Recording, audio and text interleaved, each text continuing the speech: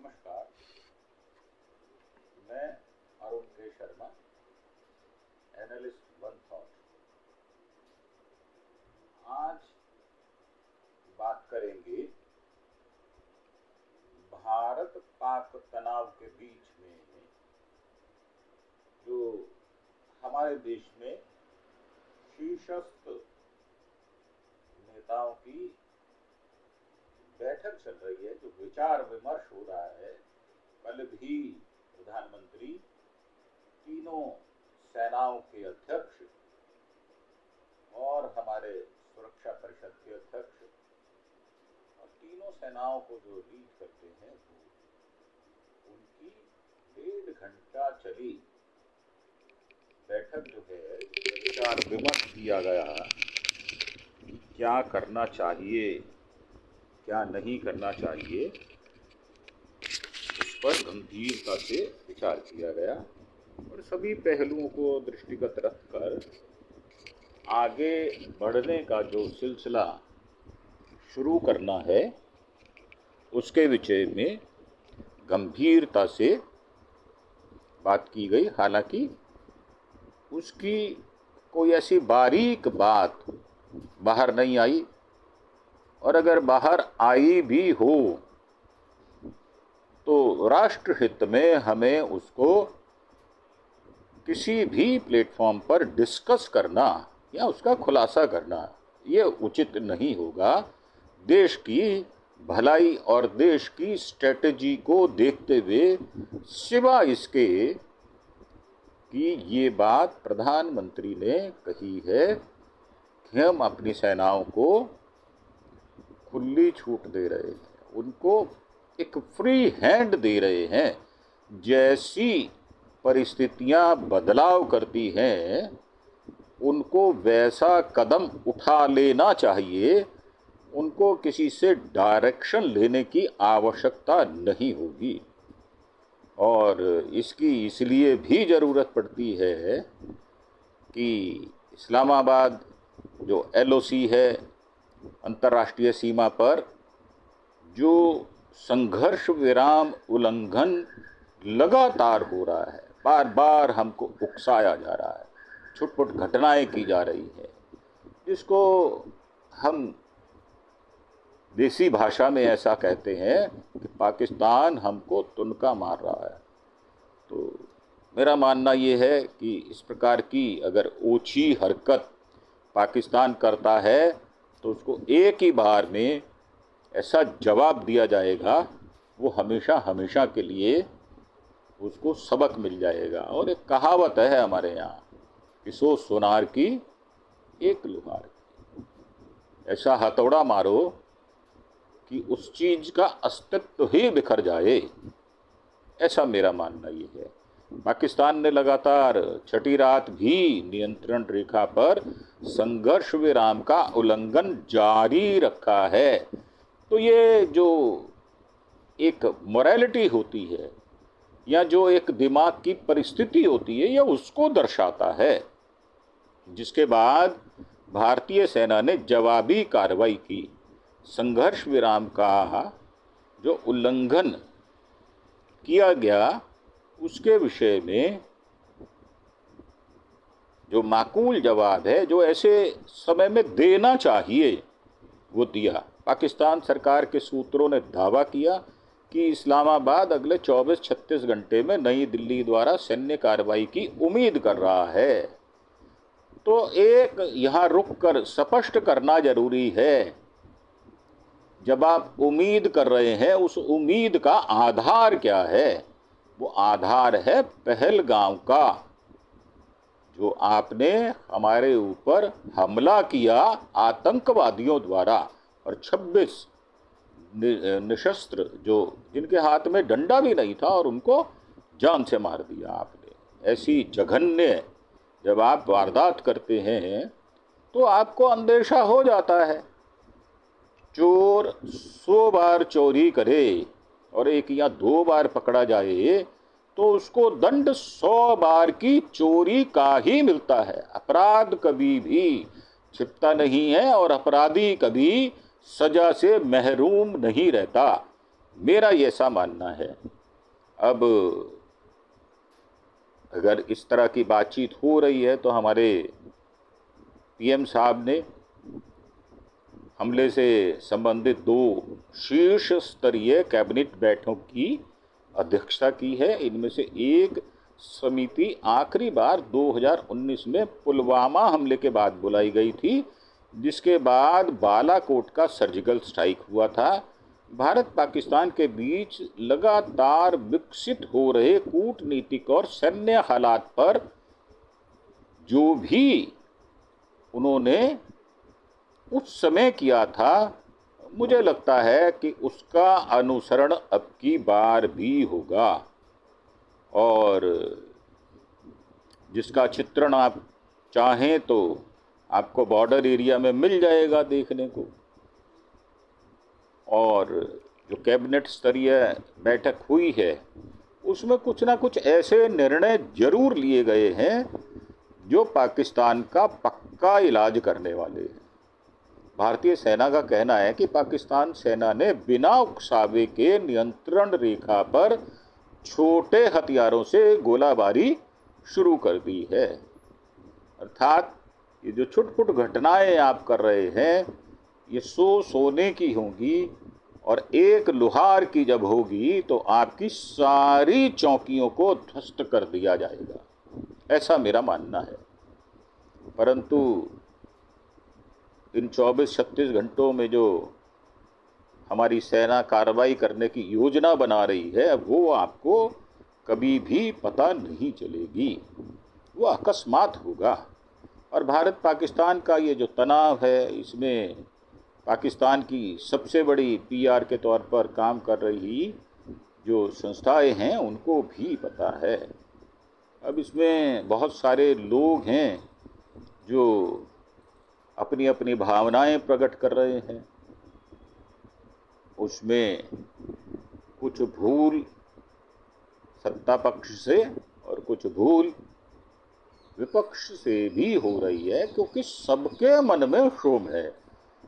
परंतु हमें सतर्क रहने के साथ साथ भी अपनी बोली पर, अपनी भाषा पर अपना संयम को दर्शाते रहना होगा। और इसी सिलसिले में बीजेपी के सांसद हैं, तेजस्वी सूर्य नौजवान हैं और उनमें एनर्जी भी है, तो उन्होंने कुछ ऐसी बात कही है जिस राज्य से वो आते हैं, कर्नाटका से, उनको कुछ अच्छा नहीं लगा तो उन्होंने अपनी बात रखी है। जिस प्रकार विपक्ष अपनी बात रख रहा है ऐसे उन्होंने भी अपनी बात रखी है। और जो ये कहा जाता है एक संबित पात्रा नाम का मानसिक रोगी है, बीमार आदमी है वो, और वो ऐसा बीमार है, वैसे तो वो डॉक्टर है, परंतु मुझे लगता है कि उसका इलाज किसी मानसिक मेंटल हॉस्पिटल में होना चाहिए। वो सीधे जोड़ देता है कि इंडी गठबंधन जो है या इंडिया गठबंधन जो है, वैसे इंडिया गठबंधन ही है, उसका गठबंधन रावलपिंडी से है। तो भाई साहब, तुम्हारे पुरखों ने क्या किया?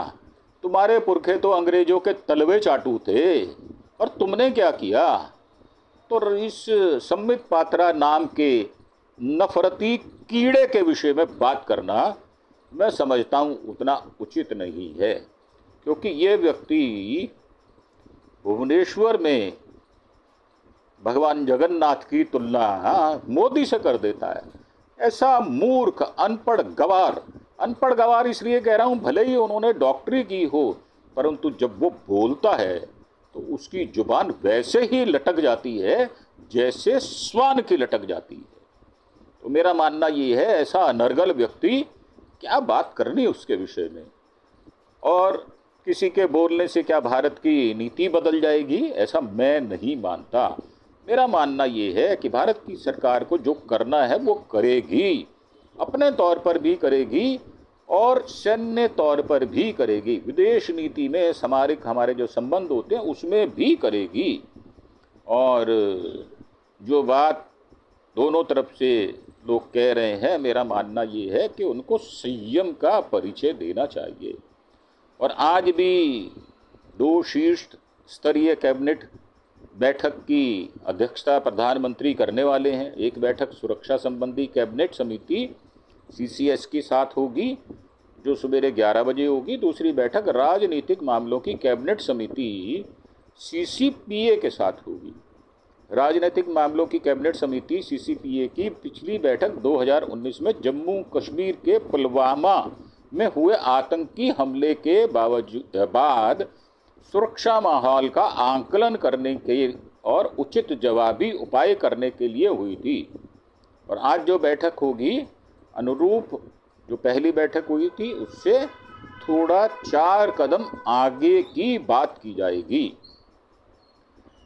पाकिस्तान के मोस्ट फेवर्ड नेशन MFN का दर्जा रद्द करने का भी सुझाव है।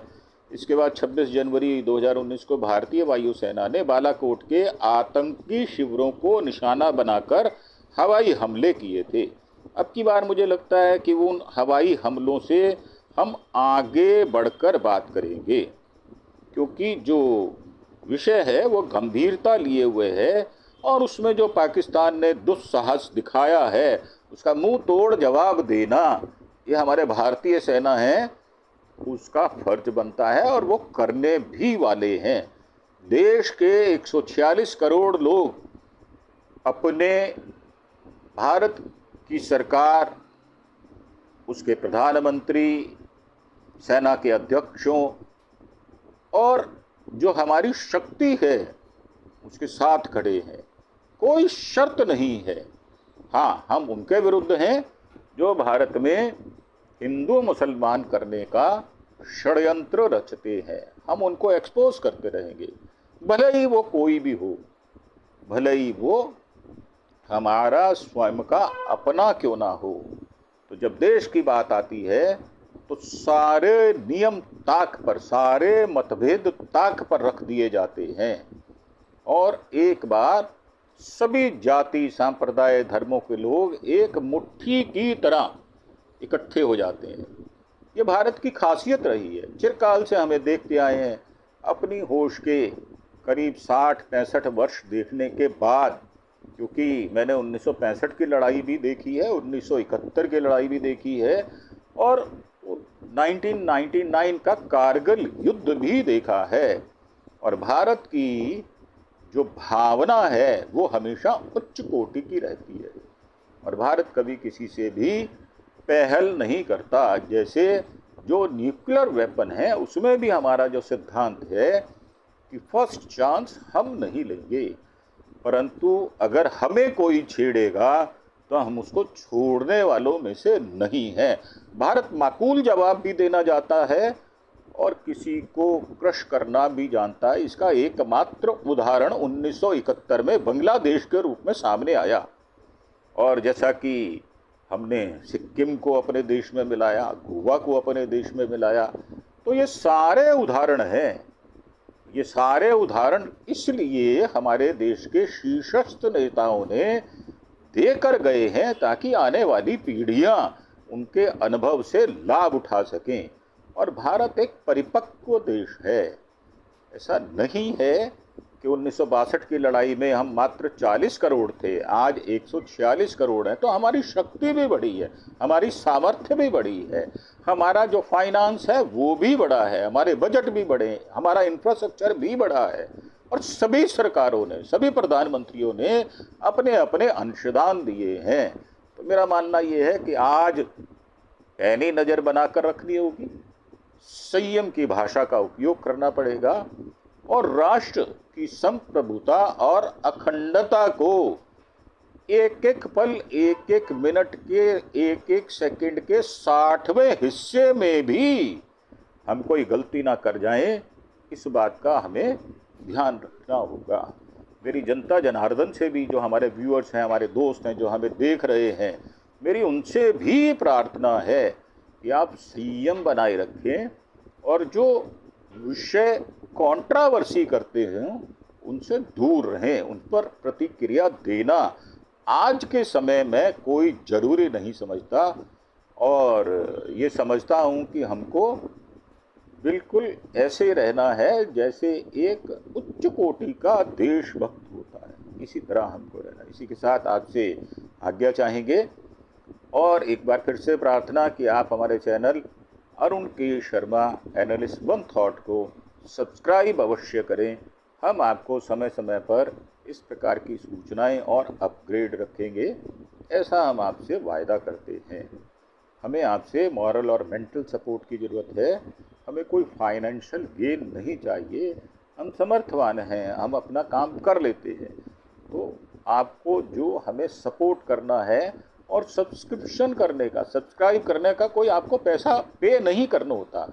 ये मात्र एक बटन होता है, बेल आइकॉन आप दबाएं और हमें सब्सक्राइब करें। इसी के साथ आपका धन्यवाद। Thank you. जय हिंद, जय भारत।